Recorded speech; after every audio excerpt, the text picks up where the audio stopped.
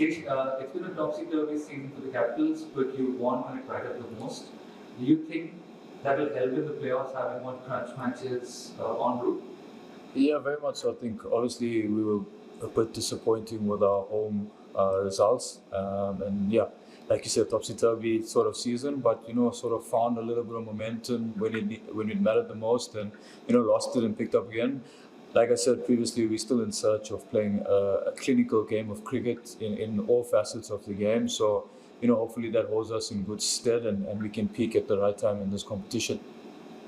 Does the team almost have a sense of invincibility now that you have shown that you can win despite being reduced to 7-5 in the last match?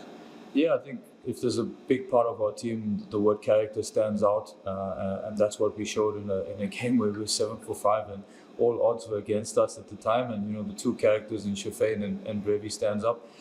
So yeah, I wouldn't say invincible, but I think there's a lot of belief to know that from any situation, we'll find a way to get through it. Shipping has been spectacular for us, but do you feel too much pressure has been put in the middle order, and it's now for the top order to step up? Yeah, very much so. I think bar one game as a top order, we haven't got the starts that we needed. Shea Hope got 100 here last time, and that was probably our best start to the competition. But it is something that we are addressing, and hopefully we can rectify this. Like I said, in the games that matters the most, come the next 2 to 3 games for us. Obviously a lot of credit must go to Shafane in the way he's batted, and Brevi stood up at times. But yeah, I think to alleviate a bit of the pressure from him, we'd like the top order to get firing. Sorry, Kesh, you're returning to your spiritual home ground. Do you feel your knowledge of the local condition at Kingsmead, as well as your current form, gives the capital an advantage? I'd say, look, I've played first-class cricket here for the last 20 years, call it. So,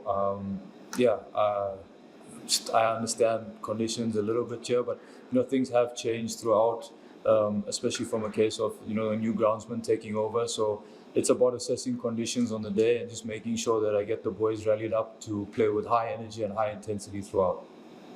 There's a lot of chatter about Quinton de Kock. Any plans to particularly stop him? Yeah, I think he's been phenomenal. If you look at him, he's ever since he's returned to international cricket, he's back to the old Quinny that we know him to be. So I think we'll come up with some good plans. Obviously, he's batting exceptionally well, so we've got to make sure that we're on our A game from ball one. Okay. This is the last one. It's a neutral venue for both teams. What's your message to the Durbanites ahead of the match?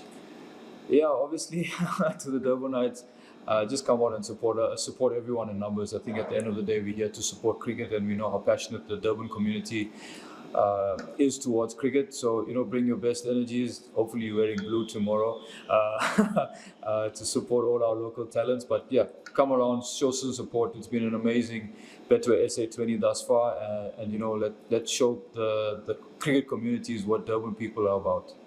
Okay.